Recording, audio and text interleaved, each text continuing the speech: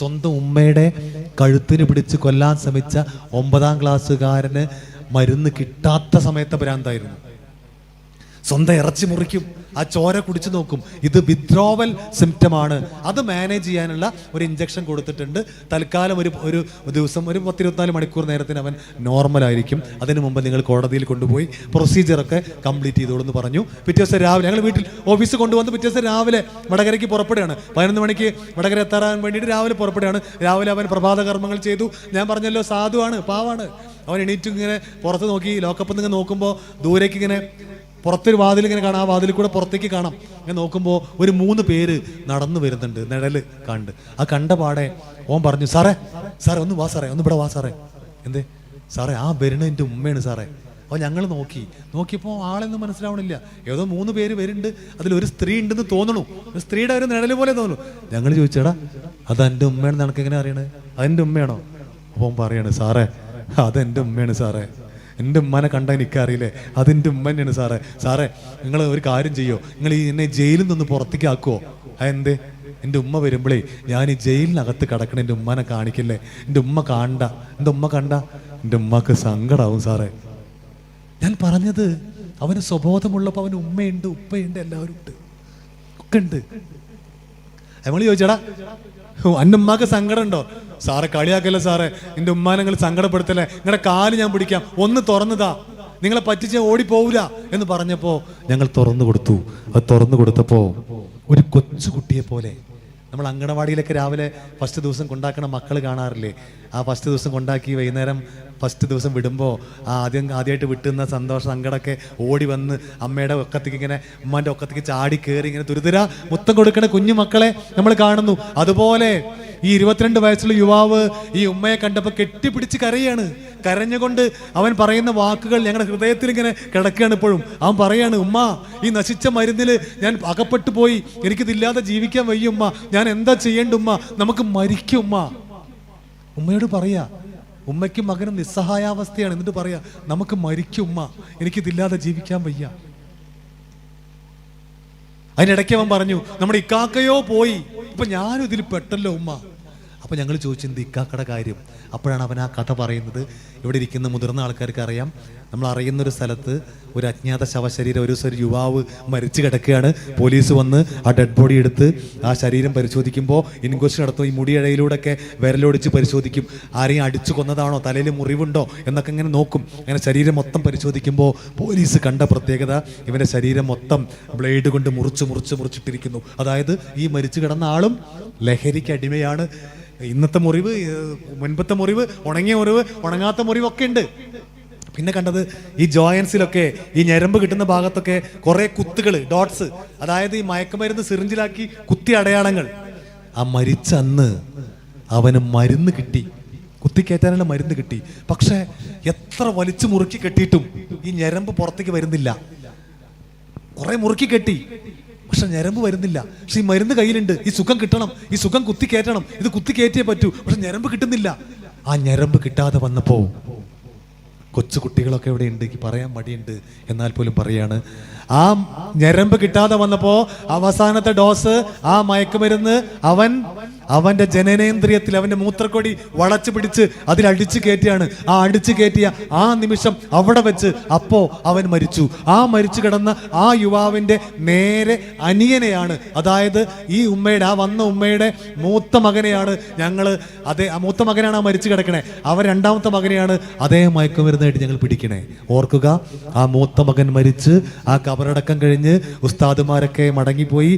വീട്ടില് ഈ രണ്ടാമത്തെ മകനും ഉമ്മയും തനിച്ചായ സമയത്ത് ഉമ്മയെ കെട്ടിപ്പിടിച്ചന്ന് ഈ രണ്ടാമത്തെ മകൻ പറഞ്ഞു, കരഞ്ഞുകൊണ്ട് പറഞ്ഞു, ഉമ്മ നമ്മുടെ ഇക്കാക്ക പോയില്ലേ, ഇക്കാക്ക മരിച്ചില്ലേ, ആ വിഷം, ആ മയക്കുമരുന്ന് കുത്തിവെച്ചിട്ടാ ഇക്കാക്ക മരിച്ച്, എനിക്കറിയാം, ആ മയക്കുമരുന്നാണ് ഇക്കാക്കാനെ കൊണ്ടുപോയേ, ഞാൻ ഇവനത് ഉപയോഗിക്കുന്ന ആളാണല്ലോ, അതുകൊണ്ട് പറയാ, ആ മരുന്നാണ് ഇക്കാക്കാനെ കൊണ്ടുപോയേ, അതുകൊണ്ട് എൻ്റെ ഉമ്മയാണ് സത്യം, ഇന്നു മുതൽ ഒരു മയക്കുമരുന്നും എൻ്റെ കൈകൊണ്ട് ഞാൻ തൊടൂലുമ്മ, എൻ്റെ ഉമ്മയുടെ നെറുകയിൽ കൈവച്ച് ഞാൻ സത്യം ചെയ്യാണ്, ഇന്നു മുതൽ എല്ലാ മയക്കുമരുന്നും ഞാൻ ഉപേക്ഷിക്കുകയാണ്. അത് വളരെ ആത്മാർത്ഥമായിട്ട് മനസ്സ് തട്ടിയിട്ട്, അതായത് ഏട്ടൻ മരിച്ച ആ സങ്കടത്തിൽ ആ തീരുമാനം അവിടെ എടുക്കുകയാണ്, ഇനി എനിക്ക് വേണ്ട, ആ തീരുമാനം എടുത്തു. പക്ഷെ കേട്ടോളൂ, ആ തീരുമാനത്തിന്, ആ പ്രതിജ്ഞയ്ക്ക്, ആ ശപഥത്തിന് ഒരാഴ്ചത്തെ ആയുസേ ഉണ്ടായുള്ളൂ. അപ്പോഴേക്ക് വീണ്ടും അവൻ ഉപയോഗിക്കാൻ തുടങ്ങി, വീണ്ടും ഉപയോഗിച്ചു. അതാണ് മയക്കുമരുന്ന്, അതാണ് മയക്കുമരുന്ന്. എത്ര വേണ്ടെന്ന് പറഞ്ഞാലും അത് നമ്മളെ കയറി പിടിക്കും, നമ്മൾക്കത് ഉപയോഗിക്കേണ്ടി വരും. അത് ഉപയോഗിച്ചേ പറ്റൂ. നമ്മുടെ റിവാർഡ് സെന്റർ നമ്മളെ വെറുതെ വിടൂല, അത് വേണമെന്ന് പറയും. അത് കിട്ടിയില്ലെങ്കിൽ എന്തും ചെയ്യും, ഭ്രാന്ത് വരും. സ്വന്തം ഉമ്മയാണെങ്കിൽ പോലും കൊല്ലാൻ ശ്രമിക്കും, എന്തും ചെയ്യും. ഇതിനെന്താണ് പരിഹാരം? ഇവിടെ ഇരിക്കുന്ന ഇത്രയും അധികം സഹൃദയരായ ഈ നാട്ടുകാരിയ്ക്കുമ്പോൾ എനിക്ക് പറയാൻ ഇത്രയേ ഉള്ളൂ. നമ്മുടെ മക്കൾ ഒരിക്കൽ പോലും ഒരു ലഹരിയും തൊട്ടു നോക്കാൻ പോലുമുള്ള അവസരമുണ്ടാവരുത്. ആ തരത്തിൽ അവരെ വളർത്തണം, ആ തരത്തിൽ അവരെ മനസ്സിലേക്ക് നമ്മൾ പകർന്നു കൊടുക്കണം, അവരെ നമ്മൾ ശ്രദ്ധിക്കണം, ചേർത്ത് പിടിക്കണം. അത് 18 വയസ്സായാലും 16 വയസ്സായാലും അവരെ ചേർത്ത് പിടിക്കണം. എന്നും നമ്മുടെ മക്കൾക്ക് ഒരു മുത്തം കൊടുക്കണം. അത് നമ്മുടെ മക്കളാണ്, ചേർത്ത് പിടിച്ച് ഒരു ഉമ്മ കൊടുക്കണം. ഇന്നൊക്കെ വീട്ടിൽ ചെന്നിട്ട് ഇവിടെ ഇരിക്കുന്ന അമ്മമാരും ഇവിടെ ഇരിക്കുന്ന മക്കളും, അത് ആൺകുട്ടികളാവട്ടെ പെൺകുട്ടികളാവട്ടെ, ഉമ്മാനെ അമ്മയൊക്കെ ഇങ്ങനെ കെട്ടിപ്പിടിച്ച് മുറുക്കി പിടിച്ച് ശ്വാസം മുട്ടിക്കോട്ടെ, മുറുക്കി പിടിച്ചിട്ട് പറയണം, ഉമ്മ ഉമ്മ ഐ ലവ് യു ഉമ്മ പറയണം. മാതാപിതാക്കളെ സ്നേഹിക്കാനുള്ള സമയമാണ്. അവരാണ് ഈ ലോകത്ത് നമ്മളെ എല്ലാ സ്നേഹവും കൊടുക്കേണ്ടത്. അവരെ സ്നേഹിക്കാനുള്ള സമയമാണ്. അങ്ങനെ ചേർത്ത് പിടിച്ച ഒരു മക്കളും പോവില്ല. അതിന് കുടുംബം സ്വസ്ഥമായിരിക്കണം, കുടുംബം ഭദ്രമായിരിക്കണം. എന്താണ് ഭദ്രത? ആ ഭദ്രത കൂടി പറഞ്ഞ് നമുക്ക് അവസാനിപ്പിക്കേണ്ടി വരും. ആ ഭദ്രത കേട്ടോളൂ. എന്താണ്? എൻ്റെ അച്ഛൻ്റെ കൈകളിൽ, അല്ലെ എൻ്റെ ഉപ്പയുടെ കൈകളിൽ എൻ്റെ ജീവിതം സുരക്ഷിതമാണ്, ഭദ്രമാണ്. എനിക്ക് എന്ത് വന്നാലും എൻ്റെ കൂടെ നിൽക്കാൻ എൻ്റെ ഉപ്പയുണ്ട്, എൻ്റെ അച്ഛനുണ്ട്. അത് വലിയ വിശ്വാസമാണ്, അല്ലേ? അതല്ലാതെ എനിക്ക് ആരെയും വന്നാൽ ആരുമില്ല, എനിക്കൊരു സങ്കടം വന്നാൽ പറയാൻ ആരുമില്ല എന്ന് ഏതെങ്കിലും ഒരു കുഞ്ഞ് തെറ്റിദ്ധരിച്ചാൽ കയ്യിൽ നിന്ന് പോവും. അതാണ് ഭദ്രത. അത് സാമ്പത്തികമായ ഭദ്രതയല്ല കേട്ടോ. നമ്മളെല്ലാവരും വലിയ പണക്കാരൊന്നുമല്ല. നമ്മൾ മാനസികമായി കൊടുക്കുന്ന ഒരു സപ്പോർട്ടുണ്ട്. ആ സപ്പോർട്ടുണ്ട് നമ്മുടെ സാമ്പത്തിക പരാധീനതയ്ക്കുള്ളിലും ഞങ്ങളുണ്ടടി എന്ന് പറയുന്ന ആ സപ്പോർട്ട്. ഒരു ബ്രിട്ടീഷ് ജേർണലിസ്റ്റ് പറഞ്ഞ ഒരു അനുഭവം ഉണ്ട്. കേൾക്കുമ്പോൾ നിങ്ങൾക്ക് തോന്നും ഇങ്ങനെയൊക്കെ ഉണ്ടാവോ? ഈ ജേർണലിസ്റ്റ് പറയാണ്, ഈ ജേർണലിസ്റ്റ് ഒരു വിമാനത്തിൽ യാത്ര ചെയ്യാണ്. വിമാനം ടേക്ക് ഓഫ് ചെയ്ത് അങ്ങനെ ഏറ്റവും ഉയരത്തെത്തി ഇങ്ങനെ പറന്നുകൊണ്ടിരിക്കുക. ആകാശത്തിലൂടെ ഇങ്ങനെ പറക്കും, മേഘങ്ങൾക്ക് ഇടയിലൂടെ പറക്കുമ്പോൾ ഈ സാധനം ഒന്ന് ഇങ്ങനെ കുലുങ്ങുമോ? എനിക്കറിയില്ലട്ടാ, ഞാൻ ഇതുവരെ കയറിയിട്ടില്ല, വിമാനത്തിൽ ഇതുവരെ കയറിയിട്ടില്ല. സത്യം, വലിയ ആഗ്രഹമുണ്ട്, നടന്നിട്ടില്ല. എൻ്റെ മോൻ 4 പ്രാവശ്യം കയറി, അപ്പോഴും പഠിക്കുക, എന്നാലും 4 പ്രാവശ്യം കയറാനുള്ള ഭാഗ്യം അവരുണ്ടായി. അപ്പോൾ ഈ സാധനം മേഘങ്ങൾക്ക് ഇടയിലൂടെ പോകുമ്പോൾ കുലുങ്ങുത്ര അങ്ങനെ ഉണ്ടോ, ജെർക്ക് ചെയ്യൂലേ? അപ്പോൾ ഈ വിമാനത്തിൻ്റെ ഇങ്ങനെ ഇതൊന്നും ജെർക്ക് ചെയ്യാൻ തുടങ്ങി. ഈ ജെർക്കിങ് കൂടി വന്നു. അത് വല്ലാതെ ജെർക്ക് ചെയ്യാൻ തുടങ്ങിയപ്പോൾ അതിൻ്റെ പൈലറ്റ് അനൗൺസ് ചെയ്തു, വിമാനത്തിൻ്റെ നിയന്ത്രണം ചെറുതായിട്ട് നഷ്ടപ്പെട്ടിട്ടുണ്ട്, പേടിക്കൊന്നും വേണ്ട, അത് കൺട്രോൾ ചെയ്യാം, എല്ലാവരും സീറ്റ് ബെൽറ്റ് ഒക്കെ ഇട്ടിട്ട് ഇരിക്കണം എന്നൊക്കെ പറഞ്ഞ്. അപ്പോൾ പലരും പല പുസ്തകം ഇങ്ങനെ ഇരിക്കുന്നവരൊക്കെ വളരെ ഇങ്ങനെ ഒന്ന് ശ്രദ്ധയോട് കൂടി ഇരിക്കുകയാണ്, അങ്ങനെ പോവുകയാണ്. പക്ഷെ ഒരു 5-6 മിനിറ്റ് കഴിഞ്ഞപ്പോഴേക്ക് ഇത് വീണ്ടും ആടി ഉലയാൻ തുടങ്ങി. ഇത് ആകെ തകരാൻ പോവാണെന്ന് എല്ലാവർക്കും മനസ്സിലായി. അപ്പോൾ വീണ്ടും അനൗൺസ്മെന്റ് വന്നു, വിമാനത്തിന്റെ നിയന്ത്രണം പരിപൂർണമായി നഷ്ടപ്പെട്ടിരിക്കുന്നു, ഇത് തകരാൻ പോവാണ്, നമ്മുടെ ജീവൻ നഷ്ടപ്പെടാൻ പോവാണ് എന്ന് കേട്ടപ്പോൾ ആകാശത്ത് നിന്നൊരു കൂട്ട നിലവിളി, വിമാനത്തിനകത്തൊരു കൂട്ട നിലവിളി. 230 യാത്രക്കാരുണ്ടായിരുന്നു ചിത്രത്തിൽ. ആ 230 യാത്രക്കാരിൽ 229 പേരും ഈ ജേർണലിസ്റ്റ് അടക്കം കരഞ്ഞുകൊണ്ടിരിക്കുക, ദൈവത്തെ വിളിച്ച് പ്രാർത്ഥിച്ചുകൊണ്ടിരിക്കുകയാണ്. അവിടെ ജാതി മതമൊന്നുമില്ല, അവനവൻ വിശ്വസിക്കുന്ന ദൈവത്തെ വിളിച്ച് പ്രാർത്ഥിക്കുകയാണ്. പക്ഷേ ആ 230 പേരിൽ ഒരാൾ മാത്രം, ആ ഇരിക്കുന്ന ആ ആൺമക്കളില്ല, ആ കൊച്ചുമക്കള്, അതുപോലെ ഒരു 10 വയസ്സുള്ള ഒരു ആൺകുട്ടി മാത്രം അവൻ്റെ സീറ്റിലിരുന്നിട്ട് യാതൊരു പേടിയുമില്ലാതെ ഒരു പുസ്തകം വായിച്ചുകൊണ്ടിരിക്കുന്നു. ഈ കരച്ചിലൊക്കെ കേൾക്കുമ്പോൾ അവനൊന്ന് തല ഉയർത്തി നോക്കും, പിന്നെ അവൻ ഒരു മൈൻഡും ഇല്ലാതെ പുസ്തകം വായിക്കും. ഒരു 10-15 മിനിറ്റ് കഴിഞ്ഞു, പതുക്കെ വിമാനത്തിന്റെ നിയന്ത്രണം തിരികെ വന്നു. വളരെ സേഫായിട്ട് ആ വിമാനം ഇറങ്ങേണ്ട എയർപോർട്ടിൽ ഇറക്കി. ആർക്കും ഒരു കുഴപ്പം വന്നില്ല. യാത്രക്കാരെ കൂട്ടിക്കൊണ്ടുപോകാൻ വേണ്ടി വന്നവരൊക്കെ ഓടി വന്ന് കെട്ടിപ്പിടിച്ച് കരയാണ്. അവർ എയർപോർട്ടിൽ നിന്ന് പുറത്തേക്ക് ഇറങ്ങുമ്പോൾ കെട്ടിപ്പിടിച്ച് കരയാണ്. ജീവൻ തിരിച്ചു കിട്ടി വരുന്ന മക്കൾ ഒക്കെയാണ്. പക്ഷേ ജേർണലിസ്റ്റ് നേരെ പോയത് ഈ കുട്ടിയുടെ അടുത്തേക്ക്. കുട്ടി അവിടെ ഒരു ഭാഗത്തുണ്ട്. മോനെ ഇവിടെ വാ, വിളിച്ചു ഇത് പറഞ്ഞു, മോനെ ഞാനൊരു ജേർണലിസ്റ്റാണ്, ഈ ബോംബ് സ്ഫോടനങ്ങൾ നടന്ന സ്ഥലത്തൊക്കെ ഞാൻ ഈ ക്യാമറയായിട്ട് പോവാറുണ്ട്. ജീവൻ തന്നെ നഷ്ടപ്പെടാം, പക്ഷെ എനിക്ക് പേടിയില്ല, കാരണം എൻ്റെ തൊഴിൽ അതാണ്, എനിക്ക് യാതൊരു പേടിയും തോന്നാറില്ല. ഭൂമി കുലുക്കം നടന്ന സ്ഥലത്ത് പോവാറുണ്ട്, അപ്പോൾ ഞാൻ പേടിക്കാറില്ല. പക്ഷേ ഞാൻ യാത്ര ചെയ്യുന്ന ഈ വിമാനം ഇതാ തകരാൻ പോവാണ്, എൻ്റെ ജീവനിതാ നഷ്ടപ്പെടാൻ പോവാണ് എന്ന് പെട്ടെന്ന് കേട്ടപ്പോൾ ഞാൻ പോലും പേടിച്ച് കരയായിരുന്നു. ഞാൻ പോലും ദൈവത്തെ വിളിച്ച് പ്രാർത്ഥിക്കുകയായിരുന്നു. പക്ഷെ ഞാൻ നിന്നെ ശ്രദ്ധിക്കുന്നുണ്ടായിരുന്നു. നിനക്ക് യാതൊരു പേടിയും കണ്ടില്ലല്ലോ. മരിക്കാൻ പേടിയില്ലേ? ജീവിക്കണം എന്ന് ആഗ്രഹമില്ലേ എന്ന് ചോദിച്ചപ്പോൾ ആ കുട്ടി പറഞ്ഞ മറുപടി, ആ കുട്ടി പറഞ്ഞു, ഈ വിമാനം എങ്ങനെയൊക്കെ ആടി ഉലഞ്ഞോട്ടെ, എങ്ങനെയൊക്കെ നിയന്ത്രണം നഷ്ടപ്പെട്ടോട്ടെ, ഇതിന്റെ നിയന്ത്രണം, ഇതിന്റെ പൈലറ്റ് തിരിച്ചു പിടിക്കും. ഇത് ആകാശത്ത് നിന്ന് കീഴ്മേൽ മറിഞ്ഞാൽ പോലും അതിനെ നേർരേഖയിലേക്ക് കൊണ്ടുവന്ന് നമ്മൾ യാത്രക്കാരെ ഒരു പോറലും ഏൽക്കാതെ നമ്മൾക്ക് ഇറങ്ങേണ്ട എയർപോർട്ടിൽ കൊണ്ടുപോയി ഇറക്കാനുള്ള സകല ശേഷിയും കഴിവും ഒക്കെ ഉള്ള ആളാണ് ഈ വിമാനം പറത്തുന്ന ഇതിന്റെ പൈലറ്റ് എന്ന് എനിക്കറിയാം. പിന്നെ ഞാൻ എന്തിനാണ് പേടിക്കുന്നത്? ഇതിന്റെ പൈലറ്റ് എൻ്റെ അച്ഛനാണ്. എൻ്റെ അച്ഛനെ എനിക്ക് വിശ്വാസമാണ്. ഇതാണ് ഭദ്രത. ഈ ഒരു ഭദ്രത നമ്മുടെ മക്കളുടെ മനസ്സിൽ ഉണ്ടാക്കി കൊടുക്കാൻ നമുക്ക് സാധിക്കുമോ? മതി. ഒരു മക്കളും ഒരു ലഹരിക്കും പോവില്ല. അതല്ലാതെ അവരെ ശ്രദ്ധിക്കാതെ, അവർക്ക് ആരുമില്ലാതെ എപ്പോഴും അവർ നിഷേധികളായിട്ട് അവരെ മാറ്റി നിർത്തിയ പറ്റില്ല. എല്ലാം ശ്രദ്ധിക്കണം. പക്ഷെ ഞാൻ പറഞ്ഞ് അവസാനിപ്പിക്കുമ്പോൾ ഒരു കാര്യം ഞാൻ പറയട്ടെ. ഈ ഭദ്രതയെക്കുറിച്ച് ഞാൻ പറയുമ്പോൾ തന്നെ എനിക്കറിയാവുന്ന ഒരു വീടുണ്ടായിരുന്നു. ആ വീട്ടില് 16ഉം 18ഉം വയസ്സ് പ്രായമുള്ള 2 പെൺമക്കളെ ഒരമ്മ രാത്രിയായാൽ അടുത്ത വീട്ടിൽ കൊണ്ട് ചെന്നാക്കും. എന്നിട്ട് പറയും, ഈ മക്കളെ ഇന്ന് രാത്രി ഒന്ന് ഇവിടെ നിർത്തട്ടെ, ഒന്ന് നിർത്താമോ? അപ്പൊ അവര് ചോദിക്കുക, എന്താ നിങ്ങളുടെ വീട്ടിലെന്താ കുഴപ്പം? അത് അവർ പറയില്ല. മക്കളിവിടെ നിന്നോട്ടെ. അല്ല, നിങ്ങളുടെ വീട്ടിലെന്താ കുഴപ്പം? എത്ര ചോദിച്ചാലും അത് ഇവർ പറയില്ല. അടുത്ത ആഴ്ച വീണ്ടും കൊണ്ടുവരും. എന്നിട്ട് പറയും, ഈ മക്കളെ ഇന്നുകൂടി ഒന്ന് നിർത്താൻ പറ്റുമോ? നാളെ രാവിലെ ഞാൻ കൊണ്ടുപോയിക്കോളാം, ഒന്ന് രാത്രി ഇവിടെ നിന്നോട്ടെ. അപ്പൊ അവർ ചോദിക്കും, നിങ്ങളുടെ വീട്ടിലെന്താ കുഴപ്പം? ഈ മക്കളെ ഇടയ്ക്കിടയ്ക്ക് ഇവിടെ കൊണ്ടുവന്നാക്കണേ രാത്രിയാകുമ്പോൾ, നിങ്ങളുടെ വീട്ടിൽ എന്താ പ്രശ്നം എന്ന് കുത്തി ചോദിച്ചപ്പോ മനസ്സില്ലാ മനസ്സോടെ ആ അമ്മ പറയും, ഇന്ന് കുട്ടികളുടെ അച്ഛൻ വരുന്നുണ്ട്. ആ മനുഷ്യൻ വരുന്ന ദിവസമാണ് ഈ 2 മക്കളെ ഞാൻ ഇവിടെ കൊണ്ടുവന്നാക്കണേ. ആ മനുഷ്യൻ ആ വീട്ടിനകത്തുണ്ടാവുമ്പോൾ ഈ 2 മക്കളെ, ഈ പ്രായപൂർത്തിയായ 2 പെൺമക്കളെ അയാളെ മുന്നിൽ നിർത്തി കൊടുക്കാൻ എനിക്ക് ധൈര്യമില്ല എന്ന് പറയുന്ന ഗതികെട്ട അമ്മമാര് നമ്മുടെ ചുറ്റുപാടുകളിലുണ്ട്. നേരെ ഇരുട്ടല്ലേ, നേരെ അസ്തമിക്കല്ലേ എന്ന് പറയുന്ന പെൺകുട്ടികളുണ്ട്. എന്താണറിയോ? നേരെ അസ്തമിക്കുമ്പോഴാണ് സഹോദരൻ വരിക, കാക്ക വരിക, ജ്യേഷ്ഠൻ വരിക. ജ്യേഷ്ഠൻ, സഹോദരൻ ആ വീട്ടിനകത്തേക്ക് കയറി വരുമ്പോ അവിടെ മാനത്തോടെ നിൽക്കാൻ വയ്യാതെ വീട്ടിൽ നിന്ന് ഇറങ്ങി ഓടുന്ന പെൺകുട്ടികൾ നമ്മുടെ ചുറ്റുപാടുകളിലുണ്ട്. നേരെ ഇരുട്ടല്ലേ, നേരെ അസ്തമിക്കല്ലേ, അതാ ജ്യേഷ്ഠൻ വരും, ജ്യേഷ്ഠനുള്ള വീട്ടിൽ നിൽക്കാൻ വയ്യ. പിന്നെ ആരുടെ മുന്നിലാണ് നമ്മുടെ പെൺമക്കൾക്ക് സുരക്ഷ കിട്ടേണ്ടത്? ഒരു പെൺകുട്ടിക്ക് സുരക്ഷ കിട്ടേണ്ട ആരുടെ മുന്നിലാ? ഭർത്താവിന്റെ മുന്നിലാണോ? സഹോദരന്റെ മുന്നിലാണോ? സ്വന്തം അച്ഛന്റെ മുന്നിലാണോ? വിനോദ് ഗോപൂരിനെ അറിയോ നിങ്ങൾ? അത് പറഞ്ഞ് നമുക്ക് അവസാനിക്കും. വിനോദ് ഗോപൂരിനെ കേട്ടിട്ടുണ്ടാ? അത് പറഞ്ഞാൽ അറിയില്ല. വേറൊരു കാര്യം പറഞ്ഞാൽ അറിയും. MIT മൂസ കേട്ടിട്ടുണ്ടാ? ആ MIT മൂസക്കായുടെ ഒരു ഷോർട്ട് ഫിലിം ഉണ്ട്, നിങ്ങൾ കണ്ടിട്ടുണ്ടോ അറിയില്ല. അതില് കോഴിക്കോട് ഒരു കടലിലേക്ക് തള്ളി നിൽക്കുന്ന ഒരു കടൽപ്പാലമുണ്ട്. ആ കടൽപ്പാലത്തിന്റെ അങ്ങേ തലക്കിലേക്ക് പോയി കടലിലേക്ക് ചാടി മരിക്കാൻ നിൽക്കുന്ന ഒരു യുവതി. ഞാൻ അവിടെ കുറെ ഡ്യൂട്ടി എടുത്താണ് കോഴിക്കോട് ടൗൺ പോലീസ് സ്റ്റേഷനിൽ. കടലിലേക്ക് തള്ളി ഒരു പൊളിഞ്ഞ കടൽപ്പാലമുണ്ട്. അവിടെ ഒരു യുവതി മരിക്കാൻ വേണ്ടി ഇങ്ങനെ പോയി ഇങ്ങനെ ആ വക്കത്ത് നിൽക്കുക. അവിടെ ഒരു കടലക്കച്ചവടക്കാരനായിട്ട് ഒരു മുസ്ലിം കഥാപാത്രമായിട്ടാണ് വിനോദ് ഗോപൂർ അവിടെ വരുന്നത്. അപ്പോൾ ഈ കുട്ടി മരിക്കാനാണെന്നുള്ള മൂപ്പർക്ക് മനസ്സിലായി. അപ്പോൾ അത് മരിക്കാൻ വിടാനും പറ്റില്ലല്ലോ. അപ്പോൾ തമാശയിൽ വന്നിട്ട് ഇങ്ങനെ മൂപ്പർ ചോദിക്കുന്നുണ്ട് ഇങ്ങനെ, അല്ല മോളെ അജി മരിക്കാൻ വന്നിക്കുക? അത് ശരി, മടുത്ത? നേരത്തെ കാലത്തെ ബിസ് എടുത്താണ് പോവാണോ? മടുത്ത? എന്നാ ബാ ഇങ്ങോട്ട് വാ, ഇതൊന്ന് ചാട് കാണട്ടെ. ഇവിടെ ഒരുപാട് പേര് മരിച്ചു നമ്മൾ കേട്ടിട്ടുണ്ട്. ഇവിടെ ചാടിയിട്ട് ഒരുപാട് പേര് മരിച്ചിട്ടുണ്ട്. പക്ഷെ ആരും മരിക്കണേ നമ്മൾ കണ്ടിട്ടില്ല. ഒരാൾ മരിക്കണം നമുക്കൊന്ന് നേരിട്ട് കാണാലോ. ഒന്ന് കാണട്ടെ.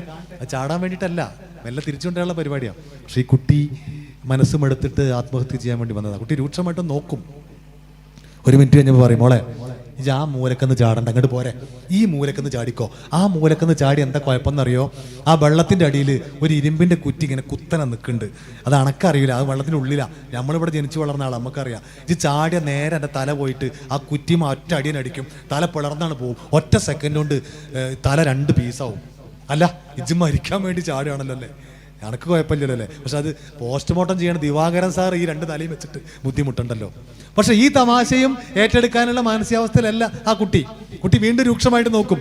കുറച്ച് കഴിഞ്ഞപ്പോൾ പറയും, മോളെ എൻ്റെ കുട്ടി ഏതായാലും മരിക്കല്ലേ, ഈ മരിക്കണതിന് മുമ്പേ ഒരു പാക്കറ്റ് കടല മേടിച്ച് തിന്നോ, ഒരു 10 ഉറുപ്പ്യ ഉള്ളൂ, കാക്കാക്ക് ഒരു 10 ഉറുപ്പ്യയുടെ ഉപകാരം ചെയ്തിട്ട് മരിച്ചോ. ഞാൻ ആകെ 2 പാക്കറ്റാ ഇന്ന് വിറ്റത്, കച്ചവടം വളരെ മോശമാണ്, അതുകൊണ്ട് എൻ്റെ വക ഒരു 10 ഉറുപ്പ്യയുടെ ഉപകാരം ചെയ്യ്, റാഹത്തായിട്ട് മരിച്ചോ, ഏതായാലും മരിക്കല്ലേ, എന്നാ 10 ഉറുപ്പ്യ ഉള്ളൂ, എനിക്ക് വേണ്ട, ഈ കടല വേണ്ട.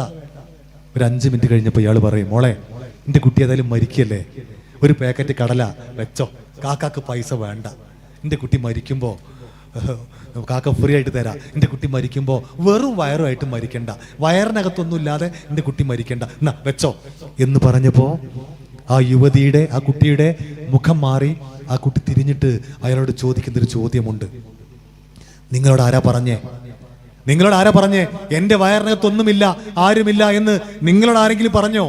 നിങ്ങൾക്കറിയോ എൻ്റെ വയറിനകത്തുണ്ട് ഒരു കൊച്ചു കുഞ്ഞുണ്ട്, അതുകൊണ്ടാണ് ഞാൻ മരിക്കാൻ വന്നേ, അതുകൊണ്ടാണ് എനിക്ക് മരിക്കേണ്ടി വന്നേ.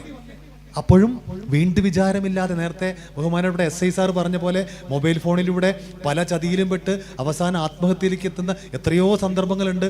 അതേപോലെ ഒരു വീണ്ടും വിചാരമില്ലാതെ പ്രവർത്തിക്കുന്ന പുതിയ തലമുറയോടുള്ള ഒരു ആക്ഷേപത്തോടെ അയാൾ ചിരിച്ചുകൊണ്ട് അപ്പോഴും ചോദിക്കും, അത് ശരി, വയറിനകത്തൊരു കൊച്ചു കുഞ്ഞുണ്ടല്ലേ, ഓ ആരാ ആരാ ഉത്തരവാദി പറ? കൂട്ടുകാരനാണോ, നാട്ടുകാരനാണോ, ആരാ? ജി പറ കുട്ടിയെ, ആരാണെങ്കിലും ജി പറ. അവൻ എത്ര വലിയാണെങ്കിലും പറ, അവൻ എത്ര വലിയവനാണെങ്കിലും അയാളെ കൊണ്ട് നിന്റെ കഴുത്തിൽ ഞാൻ താലി കെട്ടിക്കാം. പടച്ചോൻ തന്ന ഈ വലിയ ജീവിതം വെറുതെ അവസാനിപ്പിക്കാനുള്ളതല്ല. ഞാനൊരു സാധാരണ കടല കച്ചവടക്കാരനാണ്, പക്ഷേ ഈ നാട്ടിലെ എല്ലാ നല്ല വ്യക്തികളുമായിട്ടും എനിക്ക് അടുത്ത ബന്ധമുണ്ട്. ആരെ ഉപയോഗിച്ചിട്ട് വേണമെങ്കിലും അയാളെ കൊണ്ട് നിന്റെ കഴുത്തിൽ ഞാൻ താലി കെട്ടിക്കും, നീ പറ എന്ന് പറഞ്ഞപ്പോ ആ കുട്ടി പറഞ്ഞ മറുപടി, ഇവിടെ ഇരിക്കുന്ന പെൺമക്കളെ സങ്കടപ്പെടുത്താൻ വേണ്ടി അല്ല ഞാൻ പറയുന്നത്, നമ്മുടെ വീട്ടിലത്തെ കാര്യവും അല്ല പറയുന്നത്. ആ കുട്ടി പറയും, അയാളെ കൊണ്ട് എൻ്റെ കഴുത്തിൽ താലി കെട്ടിക്കാൻ നിങ്ങൾക്കാവില്ല കാക്ക, അയാളെ കൊണ്ട് എൻ്റെ കഴുത്തിൽ താലി കെട്ടിക്കാൻ നിങ്ങൾക്കാവില്ല. എൻ്റെ അച്ഛനെ കൊണ്ട് നിങ്ങൾക്ക് എൻ്റെ കഴുത്തിൽ താലി കെട്ടിക്കാനാവുമോ? അതുവരെയുള്ള തമാശയൊക്കെ അവിടെ പോയിട്ട് ആ മനുഷ്യൻ ഒരു വിളി വിളിച്ചിട്ടുണ്ട്, ഹൃദയം പൊട്ടുന്ന ഒരു വിളി, എൻ്റെ പടച്ചവനെ ഞാൻ എന്താണ് ഈ കേൾക്കുന്നേ? അയാൾക്കത് സഹിക്കാൻ പറ്റുന്നില്ല. ആ കടലയുടെ പാത്രം വലിച്ചെറിഞ്ഞിട്ട് അയാൾ പറയാണ്, മോളെ നീ പറഞ്ഞത് സത്യമാണോ? നിന്റെ അച്ഛനാണോ അതിന് ഉത്തരവാദി? അയാൾ പൊട്ടി പൊട്ടി കരയാണ്. അവസാനം ഒന്നൊരു നിമിഷം കഴിഞ്ഞ് അദ്ദേഹം പറയാണ്, മോളെ നീ മരിക്കരുത്, നീ ആത്മഹത്യ ചെയ്യരുത്. മരിക്കണമെങ്കിൽ നിനക്കും സാധിക്കും, എനിക്കും സാധിക്കും. മരിക്കണമെങ്കിൽ അത് ആണിനും സാധിക്കും, പെണ്ണിനും സാധിക്കും. ആത്മഹത്യ ചെയ്യണമെങ്കിൽ നമുക്ക് ഒന്നിച്ച് ചെയ്യാം, കരയണമെങ്കിൽ നമുക്ക് ഒന്നിച്ച് കരയാം, അത് ആണിനും പെണ്ണിനും സാധിക്കും. പക്ഷേ പ്രസവിക്കണമെങ്കിൽ അതൊരു സ്ത്രീക്ക് മാത്രമേ സാധിക്കൂ. അതുകൊണ്ട് ആ കുഞ്ഞിനെ നീ പ്രസവിക്കണം. എന്നിട്ട് ആ മൃഗത്തിന്റെ മുന്നിൽ കൊണ്ടുപോയി വലിച്ചെറിഞ്ഞു കൊടുക്ക്. അച്ഛൻ എന്ന വാക്കിന്റെ അർത്ഥം എന്താണെന്നറിയാത്ത ആ പിശാചിന്റെ മുന്നിൽ കൊണ്ടുപോയി വലിച്ചെറിഞ്ഞു കൊടുക്ക് ആ കുഞ്ഞിനെ. അച്ഛൻ എന്ന വാക്കിന്റെ അർത്ഥം എന്താണെന്ന് അയാൾ പഠിക്കട്ടെ എന്ന് പറഞ്ഞത് വെറും ഒരു ഡോക്യുമെന്ററി അല്ല. ഈ മഞ്ചേരി കോടതിയിൽ ഇപ്പൊ അടുത്ത കാലത്തുണ്ടായ ഒരു വിധി പ്രഖ്യാപനം, ഇതുപോലെ പീഡനത്തിനിരയായി ഗർഭിണിയാക്കപ്പെട്ട ഒരു യുവതി ആത്മഹത്യക്ക് ശ്രമിച്ചപ്പോ ആ കേസ് കോടതി പരിഗണിച്ചു. ആ പ്രതിയെ കോടതി ശിക്ഷിച്ചു. ശിക്ഷിക്കപ്പെട്ട പ്രതി സ്വന്തം പിതാവായിരുന്നു. എങ്ങനെ എങ്ങനെ ഞാൻ എൻ്റെ സുബൈവാങ്ക് ആ ഒരു വീഡിയോ ഒരുപാട് ചിലപ്പോൾ ഇവിടുത്തെ കേട്ടിട്ടുണ്ടാവും. ആ പറഞ്ഞത് സുബൈവാങ്കിനെ കുറിച്ച് ഞാൻ എൻ്റെ വീട്ടിലൊക്കെ സുബൈവാങ്ക് കൊടുക്കുമ്പോഴേ നമ്മൾ എണീക്കുക എന്നൊരു വീഡിയോ ഞാൻ സാന്ദർഭികമായിട്ടൊരു പറഞ്ഞാണ്. വൈകുന്നേരം സന്ധ്യാദീപം വീട്ടിൽ കത്തിക്കണതേ, ഞങ്ങളുടെ വീട്ടിലൊക്കെ സന്ധ്യാദീപം കത്തിച്ച് പ്രാർത്ഥിക്കുന്ന ആ ഒരു ഇതാണ്. സന്ധ്യാദീപം കത്തിച്ച് ദൈവത്തിൻ്റെ മുന്നിൽ, ഗുരുവായൂരപ്പൻ്റെ മുന്നിൽ പോയിട്ട് പ്രാർത്ഥിക്കും. അപ്പോൾ ആ സന്ധ്യാദീപം കത്തിക്കേണ്ട ഡ്യൂട്ടി എൻ്റെ മോൾക്കാണ്. അപ്പോൾ വൈകുന്നേരം ബാങ്ക്, എന്താ മഗ്‌രിബ് ബാങ്ക് അല്ലേ, മഗ്‌രിബ് ബാങ്ക് കൊടുക്കുന്ന സമയത്താണ് ആ സന്ധ്യാദീപം നമ്മുടെ വീട്ടിൽ കത്തിക്കുക. അതങ്ങനെയാണ് അവിടുത്തെ ഒരു ചുറ്റുപാട്. അപ്പൊ ഈ ഇത് കത്തിക്കേണ്ട ഡ്യൂട്ടി എൻ്റെ മോൾക്കാ. പക്ഷെ സ്കൂള് വിട്ട് വന്ന് കളിച്ച് നേരം വഴുകി അവസാനം ബാങ്ക് വിളിച്ചിട്ടാണ് കുളിക്കാൻ പോവുക. അപ്പോൾ അവളുടെ അമ്മയുടെ അടുത്ത് നല്ല ചീത്ത വെക്കും. നിന്നോട് പറഞ്ഞിട്ടില്ലേ നേരത്തെ വന്ന് വാങ്ക് വിളിക്കുന്നതിന് മുമ്പ് കുളിച്ച് വൃത്തിയായി ആ വാങ്ക് കൊടുക്കുന്ന സമയമാകുമ്പോഴേക്ക് വിളക്ക് എത്തിക്കാൻ തയ്യാറാവണം എന്ന് പറയാറില്ലേ എന്ന് ചോദിക്കുമ്പോൾ 2 ദിവസമൊക്കെ അങ്ങനെയാവും. 3-ാമത്തെ ദിവസം പിന്നെ ആവർത്തിക്കും. അപ്പോൾ അവളുടെ അമ്മ നല്ല അടി കൊടുക്കും, നല്ല അടി കൊടുക്കും. അപ്പോൾ ഈ അടി കൊടുക്കുമ്പോൾ അമ്മയുടെ അടുത്ത് അടി കിട്ടാൻ പേടിച്ച് അമ്മയെ വെട്ടിച്ച് അങ്ങോട്ട് ചാടി ഇങ്ങോട്ട് ചാടി, ആ ബെഞ്ചിൽ കൂടെ ഇങ്ങോട്ട് ചാടി, ഇത് കൂടെ അങ്ങോട്ട് പോയി. അവസാനം ആ ഓട്ടം അവസാനിക്കുന്നത് എൻ്റെ മുന്നിലാണ്. എൻ്റെ അരയിൽ കെട്ടിന് പിടിക്കും. എന്നിട്ട് അമ്മയുടെ മുഖത്തേക്ക് ഒരു നോട്ടുണ്ട് ഇങ്ങനെ. ആ നോട്ടത്തിനൊരൊറ്റ അർത്ഥമേ ഉള്ളൂ, അമ്മയൊന്ന് അടിച്ചേ കാണട്ടെ, അമ്മയൊന്ന് അടിക്ക് കാണട്ടെ. അവൾക്കറിയാം ഇനി അവളുടെ അമ്മ എന്നല്ല ഈ ലോകത്ത് ഒരാളും അവളെ തൊട്ടുപോകില്ല എന്ന് അവൾക്കറിയാം. കാരണം അവളുടെ അച്ഛന്റെ കാൽച്ചുവട്ടിലാണ് അവൾ നിൽക്കുന്നത്. മാതാവിന്റെ കാൽച്ചുവട്ടിലാണ് സ്വർഗം എന്ന് നമ്മൾ പഠിച്ചിട്ടുണ്ട്. അതുപോലെ പിതാവിന്റെ കാൽച്ചുവട്ടിലാവണം അഭയം. ഒരു ചോദ്യം ഞാൻ ചോദിക്കുകയാണ്. ആ കെട്ടിപ്പിടിച്ച് നിൽക്കുന്ന എൻ്റെ മോളെ എനിക്ക് തിരിച്ചറിയാൻ പറ്റാത്ത ഒരവസ്ഥ വരികയാണെങ്കിലോ, ഈ കെട്ടിപ്പിടിച്ച് നിൽക്കുന്നത് എൻ്റെ മോളല്ല എന്ന് ഞാൻ തെറ്റിദ്ധരിക്കുകയാണെങ്കിലോ? ഞാനും അങ്ങനെ ആയേക്കാം.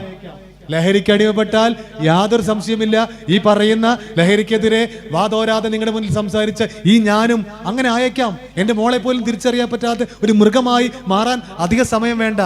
ആരും അങ്ങനെ ആയേക്കാം. നമ്മുടെ മക്കളും അങ്ങനെ ആയേക്കാം. ആ കോലത്തിലേക്ക് നമ്മുടെ മക്കൾ പോകരുത്. ജാഗ്രതയോടെ ഇരിക്കണം. ഇവിടെ ഇരിക്കുന്ന ചെറുപ്പക്കാരോട് എനിക്ക് പറയാനുണ്ട്, നിങ്ങളെ സഹോദരിമാര്, അനിയത്തിമാരൊക്കെ ഉള്ളവരാവല്ലേ സഹോദരിമാര്, ഈ കൊണ്ടോട്ടി അങ്ങാടിയിലൂടെ, വേങ്ങര അങ്ങാടിയിലൂടെ അവർ പഠിക്കാൻ പോകുമ്പോഴോ ജോലിക്ക് പോകുമ്പോഴോ ഏതെങ്കിലും മോശമായിട്ട്, ഏതെങ്കിലും അലവലാദികൾ, ഞാൻ അങ്ങനെ തന്നെ പറയും, പെൺകുട്ടികളോട് മോശമായിട്ട് പെരുമാറുന്ന ആൾക്കാരെ ഏറ്റവും ലളിതമായിട്ട് ഉപയോഗിക്കുമെന്ന ഒരു വേർഡാണ് ഞാൻ ഉപയോഗിച്ചത് കേട്ടോ, ക്ഷമിക്കണം ഞാൻ അങ്ങനെ പറഞ്ഞു തെറ്റുണ്ടെങ്കിൽ. ഏതെങ്കിലും മോശപ്പെട്ട ആൾക്കാർ ആ പെൺകുട്ടികളോട് മോശമായിട്ട് എന്തെങ്കിലും ഒരു വാക്ക് പറഞ്ഞാൽ അവരെ നോക്കിയാൽ അവരെ മനസ്സിലേക്ക് ഓടി വരുന്നൊരു ചിത്രമുണ്ട്. എൻ്റെ ജ്യേഷ്ഠൻ, എൻ്റെ ഏട്ടൻ, എൻ്റെ കാക്ക, ഞാൻ അവനോടൊരു വാക്ക് പറഞ്ഞുണ്ടല്ലോ, അതിൻ്റെയൊക്കെ പൊടി കാണൂല. അവരുടെ ബലമാണ്, അവരുടെ ശക്തിയുമാണ്, അവരെ എല്ലാമാണ് നിങ്ങൾ സഹോദരങ്ങൾ. അതാണ് അവർക്ക് ബലം കൊടുക്കും, അവരുടെ മനസ്സിന് ബലം കൊടുക്കുന്ന ശക്തിയാണ് നിങ്ങൾ, ഈ സഹോദരങ്ങൾ. ആ നിങ്ങളെ പേടിച്ച് നിങ്ങളെ സഹോദരിക്ക് നിങ്ങളുടെ വീട്ടിൽ നിന്ന് ഇറങ്ങി ഓടേണ്ട ഒരവസ്ഥ വരികയാണെങ്കിലോ, അതാണ് ലഹരി ചെയ്യുന്നത്. ഞാൻ പറഞ്ഞ് അവസാനിപ്പിക്കുന്നു. ഇനി ഒരു 2 മണിക്കൂർ പറയാനുള്ളത് ഇനി ഞാൻ ബാക്കി കിടക്കുകയാണ്, അതിലേക്ക് ഞാൻ പോണില്ല. കൊച്ചു കുട്ടികളായിട്ട് വന്ന അമ്മമാരുണ്ട്, ഒക്കെ ഉണ്ട്. അതുകൊണ്ട് ഞാൻ അവസാനിപ്പിക്കുകയാണ്. ഒരു 4 മിനിറ്റ് മാത്രം കേട്ടോ, 4 മിനിറ്റ്. ഞാനൊരു അധ്യാപകനല്ല. എന്നെ അദ്ദേഹം എന്നെ ഒരു 10 പ്രാവശ്യം വിളിച്ചിട്ടുണ്ട്, നമ്മുടെ ഫായിസ്. ഞാൻ ഓർത്തു, ദൈവമേ, ഇങ്ങനെ ഇത്രയൊരു വലിയ സെറ്റപ്പുകളൊക്കെ ചെയ്തിട്ട് ഒരു പ്രോഗ്രാം നടത്തി വിളിക്കാൻ ഞാൻ എന്ത് പുണ്യമാണ് ചെയ്തത്. പക്ഷേ എനിക്കൊരു കാര്യമുണ്ട്, എത്ര ഇനിയിപ്പോൾ ഒരു 10,000 ആളിവിടെ ഉണ്ടെങ്കിലും എനിക്ക് എൻ്റെ മനസ്സിൽ ഒരു പേടിയില്ല, ഞാൻ അവരുടെ മുന്നിൽ നിന്ന് സംസാരിക്കും. കാരണം ജീവിതത്തിൽ ഒരിക്കൽ പോലും ഞാൻ മദ്യപിച്ചിട്ടില്ല, ഒരു സിഗരറ്റ് പോലും എൻ്റെ ചുണ്ടിൽ ഞാൻ വെച്ചിട്ടില്ല, ഒരു ലഹരിയും ഞാൻ ഉപയോഗിച്ചിട്ടില്ല. അത് എൻ്റെ മേന്മ പറയാനല്ല ഞാൻ പറഞ്ഞത്. ഞാൻ അങ്ങനെ ആയിട്ടുണ്ടെങ്കിൽ അതിൽ 100% കടപ്പാടും എനിക്ക് ഈ ലോകത്ത് ഒരാളോടാണ്. അത് ആ 32 കിലോ തൂക്കം മാത്രമുള്ള, കൈ മുഴുവൻ ചുക്കിച്ചുളിഞ്ഞ, ഈ കൈയും ശരീരവും ഉള്ള, ക്യാൻസർ ബാധിച്ച ആ ഒരാളെ കുറിച്ച് ഞാൻ പറഞ്ഞില്ലേ. ആ 100% കടപ്പാടും എനിക്ക് എൻ്റെ അമ്മയോടാണ്. എൻ്റെ അമ്മയെ ഞാൻ അനുസരിക്കുന്നു, ഇപ്പോഴും അനുസരിച്ചു കൊണ്ടിരിക്കുന്നു. ആ അമ്മയെ അനുസരിക്കുന്ന ഒരു കുഞ്ഞും ഒരു ലഹരിയിലേക്കും പോവില്ല എന്ന് ഞാൻ വിശ്വസിക്കുന്നു. ഞാൻ വളർന്നു വരുന്ന കാലത്തിലൊക്കെ എൻ്റെ അമ്മ എന്നോട് പറഞ്ഞിട്ടുണ്ട്, എൻ്റെ മനസ്സിലേക്ക് പകർന്നു തന്നിട്ടുണ്ട് ഇതിൻ്റെ ദോഷങ്ങൾ. മദ്യപാന സദസ്സിൽ ഗ്ലാസ്സിലെടുത്തിൻ്റെ ചുണ്ടുവരെ ഞാൻ കൊണ്ടുവന്നിട്ട് അവിടെ വെച്ചിട്ട് എൻ്റെ അമ്മയുടെ മുഖം എനിക്ക് ഓർമ്മ വന്നിട്ടുണ്ട്. അതാണ് അമ്മ, അതാണ് അമ്മ. അത് അമ്മയെക്കുറിച്ച് മാത്രം പറഞ്ഞ് ഞാൻ അവിടെ അവസാനിപ്പിക്കുകയാണ്. എൻ്റെ ഒരു ആഗ്രഹമാണ് പറയുന്നത് കേട്ടോ. ഒരമ്മമാരും സമ്മതിക്കില്ല എന്ന് എനിക്കറിയാം, പക്ഷെ എൻ്റെ ഒരു ആഗ്രഹം, മരണം എന്ന് പറഞ്ഞത് എല്ലാവർക്കും ഉണ്ടല്ലേ. മണ്ണിൽ നിന്ന് വന്നവൻ മണ്ണിലേക്ക് മടങ്ങണം, അത് ഒരു അനിവാര്യതയാണ്. എനിക്കും ഉണ്ടാവും മരണം. മരിക്കുമ്പോഴും എൻ്റെ അമ്മയുടെ മടിയിൽ കിടന്ന് മരിക്കണം എന്നാണ് എൻ്റെ ആഗ്രഹം. എൻ്റെ ആഗ്രഹമാണ്. അതാണ് റഫീഖ് അഹമ്മദ് സാറ്. റഫീഖ് അഹമ്മദ് കേട്ടിട്ടുണ്ടോ? ഒരു കവിയാണ്, എഴുത്തുകാരനാണ്. അദ്ദേഹത്തിൻ്റെ ഒരു കവിതയുണ്ട്, ഒരു സിനിമയിൽ എഴുതിയ കവിത. ആ പാട്ട് ഒരു പക്ഷേ ഞാൻ ഓർക്കും, എൻ്റെ മനസ്സ് അതുപോലെ എഴുതിയതാണെന്ന്. മരണം എത്തുന്ന നേരത്ത് നീ എൻ്റെ അരികിൽ ഇത്തിരി നേരം ഇരിക്കണേ, കനലുകൾ കോരി മരവിച്ച വിരലുകൾ ഒടുവിൽ നിന്നെ തലോടി ശമിക്കുവാൻ, ഒടുവിലായകത്തേക്കെടുക്കും ശ്വാസ കണികയിൽ നിന്റെ ഗന്ധമുണ്ടാകുവാൻ, ഇനി തുറക്കേണ്ടതില്ലാത്ത കൺകളിൽ പ്രിയതേ നിൻമുഖം മുങ്ങിക്കിടക്കുവാൻ, ഒരു സ്വരം പോലും ഇനി എടുക്കാത്തൊരീ ചെവികൾ നിൻ സ്വരമുദ്രയാൽ മൂടുവാൻ. മരണമെത്തുന്ന നേരത്ത് അരികിൽ ഇത്തിരി നേരം ഇരിക്കണം. ആര്? അതൊരു ചോദ്യ. പലർക്കും പലരും ആവട്ടോ. പക്ഷെ എനിക്കതിന് ഒറ്റ ഉത്തരവേ ഉള്ളൂ, അമ്മ. നമ്മൾ എത്ര നമ്മുടെ കൈ ഇങ്ങനെ ചുട്ടു നീറുമ്പോഴും എന്ത് വേദന ഉണ്ടാകുമ്പോഴും നമ്മുടെ ശരീരത്തിൽ ഒന്ന് തൊട്ടാൽ മതി, എല്ലാ വേദനയും എവിടെയാ പോണെന്ന് അറിയില്ല. അവസാനം ശ്വാസം എടുക്കുമ്പോൾ ആ ശ്വാസത്തിൽ നിറയെ അമ്മയുടെ ഗന്ധം വേണം. മക്കൾക്ക് മാത്രം തിരിച്ചറിയുന്ന ഒരു മണമുണ്ട് അമ്മയ്ക്ക്. ഞാൻ ഫിലിപ്പ് മമ്പാട് സാറിൻ്റെ ഒരു പ്രസംഗത്തിൽ കേട്ടിട്ടുണ്ട്, മക്കൾക്ക് മാത്രം തിരിച്ചറിയുന്ന ഒരു മണമുണ്ട് ഓരോ അമ്മയ്ക്കും. എൻ്റെ അമ്മ, എൻ്റെ ഉമ്മ ഇവിടെ എവിടെയുണ്ടല്ലോ എന്ന് നമ്മളെ ഓർമ്മപ്പെടുത്തുന്ന ഒരു മണം. അവസാനത്തെ ശ്വാസത്തിൽ അമ്മയുടെ ഗന്ധം വേണം. അവസാനം കണ്ണടയ്ക്കുമ്പോൾ ആ കണ്ണ് നിറയെ അമ്മ നിറഞ്ഞിരിക്കണം. അവസാനം കേൾക്കുന്ന സ്വരം അമ്മയുടേതാവണം. ഒരുപാട് ഉറക്കിയിട്ടുണ്ട് അമ്മ നമ്മളെ. എൻ്റെ അടുത്ത വീട്ടിൽ നിന്ന് ഇപ്പോഴും കേൾക്കൂട്ടോ, ലാ ഇലാഹ ഇല്ലല്ലാഹ് മുഹമ്മദ് റസൂലുള്ളാഹ്, ലാ ഇലാഹ ഇല്ലല്ലാഹ് മുഹമ്മദ് റസൂലുള്ളാഹ്. മക്കൾ ഉറക്കാണ്, ഇപ്പുറത്തും കേൾക്കും, രാമ രാമ രാമ രാമ രാമ പാഹിമാം രാമപാദം ചേരണേ മുകുന്ദ രാമ പാഹിമാം. ആ സ്വരം കേൾക്കണം. പക്ഷെ മക്കളെ, ഇവിടെ എന്നോട് ദേഷ്യപ്പെടുന്ന ഒരുപാട് അമ്മമാരും ഉമ്മമാര് ഇവിടെ ഇരിക്കുന്നുണ്ട്. കാരണം ഒരമ്മയും സമ്മതിക്കില്ല അവരെ കൊക്കിൽ ജീവൻ ഉണ്ടെങ്കിൽ അവർ ജീവിച്ചിരിക്കുമ്പോൾ അവരെ മക്കളെ നഷ്ടപ്പെടാൻ ഒരമ്മയും സമ്മതിക്കൂല. അതാണ് കാര്യം, സമ്മതിക്കൂല. എത്ര കാലം കഴിഞ്ഞാലും മക്കൾ നഷ്ടപ്പെട്ട ഒരമ്മയ്ക്ക് ആ മക്കളുടെ വേദന മനസ്സിൽ നിന്നും പറിച്ചു മാറ്റാൻ പറ്റില്ല. പറ്റുമോ?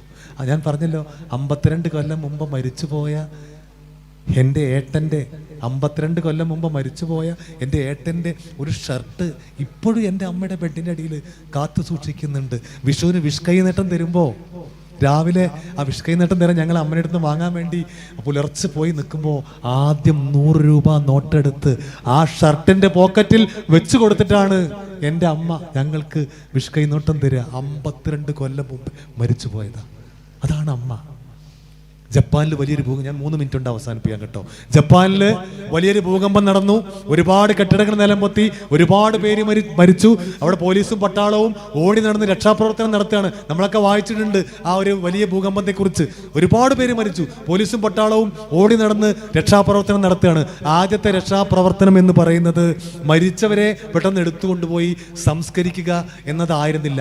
പരിക്ക് പറ്റിയ ആൾക്കാരെ പെട്ടെന്ന് എടുത്തുകൊണ്ടുപോയി രക്ഷിക്കുക എന്നതായിരുന്നു പ്രൈമറി ആയിട്ടുള്ള രക്ഷാപ്രവർത്തനം. പോലീസും പട്ടാളവും ഇങ്ങനെ ഓടി നടക്കുന്നു. അങ്ങനെ കെട്ടിടങ്ങൾ നിലം പൊത്തിയിട്ടുണ്ട്, അങ്ങനെ കിടക്കുന്നു. അപ്പൊ അങ്ങനെ കിടക്കുമ്പോൾ ആ അവശിഷ്ടങ്ങൾക്കിടയിൽ ഒരുപാട് പേര് മരിച്ചു കിടക്കുന്നു. ആ അവശിഷ്ടങ്ങൾക്കിടയിൽ അപ്പോഴും മുട്ടുകുത്തി പ്രാർത്ഥിക്കുന്നു ഒരു സ്ത്രീ.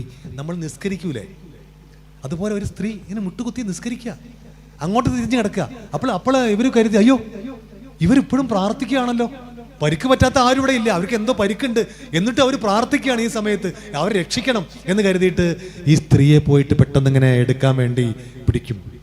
തൊട്ടപ്പോഴേ മനസ്സിലായി ജീവനില്ല, മരിച്ചു കിടക്കുക.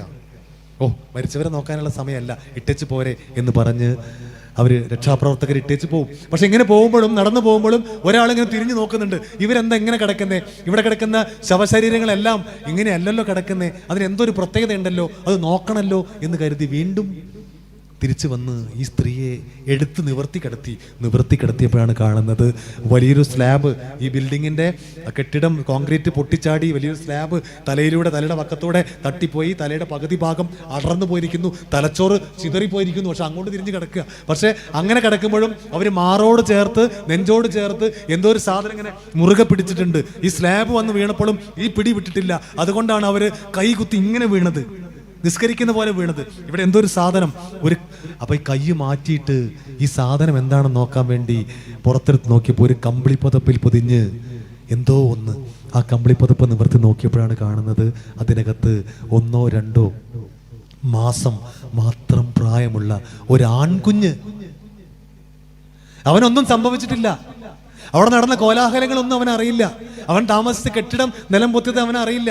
അവൻ ഒന്ന് മാത്രമേ അറിയൂ, അവൻ വിശന്ന് കരയുമ്പോൾ, ദാഹിച്ച് കരയുമ്പോൾ ആ കരച്ചിൽ കേൾക്കുന്ന മാത്രയിൽ, ഒരു കരച്ചിൽ അല്ല 2 പ്രാവശ്യം കേട്ടാൽ മതി, ആ കേൾക്കുന്ന മാത്രയിൽ ഓടിയെത്തുന്ന ഒരാളുണ്ടായിരുന്നു. ആ ആൾ ഓടി വന്ന് അവനെ കോരിയെടുത്ത് അവരെ മാറിലെ അമൃത കുംഭങ്ങളോട് അവനെ ചേർത്ത് പിടിച്ച് അവന്റെ ചുണ്ടിലേക്ക് അമൃത് പകർന്നു കൊടുത്തിരുന്ന ഒരു അമ്മയുണ്ടായിരുന്നു അവന്. അത് മുഴുവൻ കുടിച്ച് അവൻ്റെ വയറിങ്ങനെ, ആ ഉണ്ണി വയറിങ്ങനെ ഇങ്ങനെ നിറഞ്ഞു വരുമ്പോൾ അവൻ ആ പിടിവിട്ട് അമ്മയുടെ മുഖത്തേക്ക് നോക്കി പതുക്കെ ചിരിക്കും. ആ ചിരിക്കുമ്പോൾ ആ അമ്മ അവനെ പതുക്കെ ആ തോളിലേക്ക് കിടത്തി അങ്ങനെ ഉറക്കും. അങ്ങനെ ഉറക്കിയിരുന്ന ഒരു അമ്മ ഉണ്ടായിരുന്നു അവന്. ആ അമ്മ മരിച്ചു പോയിരിക്കുന്നു എന്നും അവൻ അറിയില്ല. കാരണം ആ സ്ലാബ് വന്ന് തലയിൽ വന്ന് വീണ് തല പിളർന്നു പോയപ്പോഴും ആ കമ്പിളി പുതപ്പ് അവർ വിട്ടില്ല. ആ മാറിൽ അവനെ ചേർത്ത് പിടിച്ച് ആ അമ്മ പറഞ്ഞു, മരണം വേണമെങ്കിൽ എന്നെ കൂട്ടിക്കൊണ്ടുപോയിക്കോ, ഒരു മരണത്തിനും എൻ്റെ കുഞ്ഞിനെ ഞാൻ വിട്ടുതരില്ല. അതാണ് അമ്മ, അതാണ് ഉമ്മ. ആ അമ്മയുടെ ഒരു തുള്ളി കണ്ണീര് പോലും നമ്മൾ കാരണം ഈ ഭൂമിയിൽ വീഴാൻ ഇടവരരുത്. അമ്മയുടെ ഒരു തുള്ളി കണ്ണീര് പോലും, ഉമ്മയുടെ ഒരു തുള്ളി കണ്ണീര് പോലും നമ്മൾ കാരണം ഈ ഭൂമിയിൽ വീഴാൻ ഇടവരരുത്. അതേ പ്രാധാന്യം അച്ഛനുമുണ്ട്, ഉപ്പയ്ക്കുമുണ്ട്. അമ്മയ്ക്ക് എത്ര പ്രാധാന്യമുണ്ടോ അത്രയും പ്രാധാന്യം, അതിലപ്പുറത്തെ പ്രാധാന്യം അച്ഛനുണ്ട്. പക്ഷേ ഒരു ഇത്തിരി പ്രാധാന്യം കൂടുതൽ ഞാൻ അമ്മയ്ക്ക് കൊടുക്കൂ. അതുകൊണ്ട് ആരും എന്നോട് ദേഷ്യപ്പെടരുത് എന്ന് ഞാൻ പറയുകയാണ്. അതുകൊണ്ട് മക്കളെ, മാതാപിതാക്കളുടെ കണ്ണീര് ഒരു കാരണവശാലും നമ്മൾ കാരണം ഈ ഭൂമിയിൽ വീഴാൻ ഇടവരാതിരിക്കട്ടെ. ഈ ഫോണിനകത്തൊക്കെ എത്രയോ അമ്മമാര് ഉമ്മമാര് വിളിച്ച് കരയുന്ന കരച്ചിലുകളുണ്ട്. സാറേ, എൻ്റെ മോന് വിഷം കൊടുത്ത് കൊല്ലാൻ പറ്റൂലല്ലോ, അവന് വിഷം കൊടുത്ത് കൊല്ലാൻ പറ്റുമായിരുന്നെങ്കിൽ അവനെ ഞാൻ കൊന്നു കളയുമായിരുന്നു സാറേ, പക്ഷേ അവനെ ഞാൻ പ്രസവിച്ചതല്ലേ, എൻ്റെ കുട്ടിയല്ലേ അവൻ എന്ന് പറയുന്ന കരച്ചിലുകൾ. ഞാൻ പറഞ്ഞ് അവസാനിപ്പിക്കുകയാണ്. നേരെ ഒരുപാടായി. ഇത്രയും വൈകിയ വേളയിലും എൻ്റെ വാക്കുകൾ കേട്ട് ഇവിടെ ഇരുന്ന ഈ നാട്ടിലെ നല്ലവരായ നാട്ടുകാർ, അമ്മമാർ, സഹോദരിമാർ, ഉപ്പമാർ, അച്ഛന്മാർ, എല്ലാവരും, ആബാലവൃദ്ധം, എൻ്റെ അനിയന്മാർ, മക്കള്, എൻ്റെ വാക്കെന്ന് ഇത്തിരിയെങ്കിലും നിങ്ങൾ ഉൾക്കൊള്ളണം എന്ന് ഞാൻ അഭ്യർത്ഥിക്കുകയാണ്. ഒരാളും ഈ ഫോണിലേക്ക് വിളിക്കാനുള്ള ഈ പ്രദേശത്ത് നിന്ന് വരാതിരിക്കട്ടെ. ഒരമ്മമാരും ഈ ഫോണിലേക്ക് വിളിക്കാനുള്ള, ഞാൻ പറഞ്ഞ പോലെ വിളിക്കാനുള്ള ഇട വരാതിരിക്കട്ടെ. മനോഹരമായ മനസ്സിൻ്റെ ഉടമകളായിട്ട് ഇവിടെ വളർന്നു വരുന്ന മക്കൾ വളരുക. ഇത് പറയുന്നു. ഒരു അര മിനിറ്റ് കൊണ്ട് അവസാനിപ്പിക്കുന്നു. ആ ചെറുപ്പക്കാരെ മുഴുവൻ, മക്കൾ, പഠിക്കുന്ന മക്കളൊക്കെ ഒന്ന് കൈബന്ധിച്ചേ. ഓക്കെ, ആൺകുട്ടികൾ പെൺകുട്ടികൾ ഓക്കെ. മക്കളെ, അങ്കിളിന് ഇനി കുറച്ച് കാലേ ഉള്ളൂ, ആയുസല്ലട്ടാ. അത് നിങ്ങളെല്ലാവരുടെയും പ്രാർത്ഥന. നാളത്തെ പ്രാർത്ഥനയിൽ എന്നെയും എൻ്റെ അമ്മയെയും എൻ്റെ കുടുംബത്തെയൊക്കെ ഒന്ന് ഉൾപ്പെടുത്തണേ പ്രാർത്ഥനയിൽ. റിട്ടയർ ചെയ്യാനൊരു കുറച്ച് കാലമുള്ളൂ, റിട്ടയർ ചെയ്യാനൊക്കെ ഇനി കുറച്ചുള്ളൂ. ഇതൊക്കെ മുടിയൊക്കെ കറുപ്പിച്ച് ഇങ്ങനെ വെച്ചിരിക്കുകയാണ്, പ്രായം കുറേ ആയി. റിട്ടയർ ചെയ്തിട്ട് അങ്കിള് ഈ കൊണ്ടോട്ടിയിലൂടെയോ മലപ്പുറത്തൂടെയൊക്കെ പെൻഷൻ വാങ്ങാനൊക്കെ പോകും. റോഡ് ക്രോസ് ചെയ്യാൻ നിൽക്കുകയാണ്, ആരും നിർത്തി തരില്ലല്ലോ. അങ്ങോട്ട് വണ്ടി, ഇങ്ങോട്ട് വണ്ടി, അങ്ങോട്ട് വണ്ടി. സീബ്ര ക്രോസിങ്ങിലാണ് നിൽക്കുന്നത്. നിർത്തുന്ന ആ ഒരു സംസ്കാരം ഒന്നും നമ്മുടെ മലയാളികൾക്ക് ഇല്ലല്ലോ. പോട്ടെ, ഒരു ബൈക്ക് ഇങ്ങനെ പോണ്, അവിടെ ഒരു കാർ ഇങ്ങോട്ട് പോണു, കടക്കാൻ വയ്യാതെ ഞാൻ അങ്ങനെ നിൽക്കുക. കാലിനൊക്കെ ചെറിയൊരു ബുദ്ധിമുട്ടൊക്കെ ഉണ്ടാവല്ലോ കുറച്ച് കഴിയുമ്പോൾ റിട്ടയർ ഒക്കെ ചെയ്താൽ. അപ്പോൾ ഒരു ഇന്നോവ കാർ പോലത്തെ ഒരു കാർ ഇവിടെ വന്ന് നിൽക്കണു. ഓ, വലിയൊരു ആശ്വാസമായി, ഒരാളെങ്കിലും നിർത്തി തന്നല്ലോ. അപ്പോൾ ഞാൻ ധൃതിയിൽ കിടക്കാം, ബാഗൊക്കെ ഇവിടെ പിടിച്ച് കിടക്കാൻ നോക്കുക. കിടക്കുമ്പോൾ അതിൻ്റെ സൈഡത്തെ ഗ്ലാസ് ഇങ്ങനെ താണു വരുന്നു. അതിനുള്ളിൽ നിന്നൊരു വിളി, അങ്കിളെ. ഞാൻ നോക്കുമ്പോൾ വണ്ടിയുടെ മുകളിൽ റിവോളിംഗ് ലൈറ്റ് ഉണ്ട്, അടിയിൽ എന്തോ എഴുതിയിട്ടുണ്ട്, ഞാൻ ശ്രദ്ധിച്ചില്ല. അങ്കിളെ, ഒരു മിനിറ്റ്. അങ്കിൾ, അന്ന് ഓർമ്മയുണ്ടോ ഞങ്ങളുടെ നാട്ടിൽ അന്ന് രാത്രി അവിടെ വന്നത്? ഓർമ്മയുണ്ട്? ആ, ഉണ്ട്. അന്ന് അങ്കിൾ സംസാരിച്ചപ്പോ ആ സദസ്സിൽ ആ നീല കസേരകൾക്കിടയിൽ ഞാനും ഇരുന്നിരുന്നു. അങ്കിളെ, ഞാനിപ്പോ മലപ്പുറം സബ് കളക്ടറാണെങ്കിലേ, മലപ്പുറം സബ് കളക്ടറാണ് എന്ന് ഒരാളെങ്കിലും ഇതിനിടയിൽ നിന്ന് ഒരാളെങ്കിലും പറഞ്ഞാൽ ആ മടങ്ങാത്ത കാല് വലിച്ചു മുറുക്കി ചവിട്ടിയിട്ട് ആ നടുറോട്ടിൽ വെച്ച് ഒരു സല്യൂട്ട് അപ്പൊ ഞാൻ തരും. ആ തരത്തിലേക്ക് നിങ്ങൾ വളരണം, ആ തരത്തിലേക്ക് നിങ്ങൾ ഉയരണം. ആ തരത്തിലേക്ക് ഈ പ്രദേശത്തുള്ള മക്കളെ വളരണമെങ്കിൽ, ഉയരണമെങ്കിൽ ഈ പ്രായത്തിൽ നമ്മുടെ മനസ്സിനകത്തേക്ക്, നമ്മുടെ ശരീരത്തിനകത്തേക്കും ആവശ്യമില്ലാത്തതൊന്നും കയറ്റി വയ്ക്കരുത്. പഠനമാവണം ലഹരി, വായനയാവണം ലഹരി. കളിച്ചോ, നിങ്ങൾ എത്ര വേണേ കളിച്ചോ, ഫുട്ബോൾ കളിച്ച് തിമർത്തോ, ശരീരം ഡെവലപ്പ് ചെയ്യട്ടെ, അത് പോസിറ്റീവായ ലഹരിയാണ്. പാട്ട് പാടിക്കോ, ഡാൻസ് കളിച്ചോ.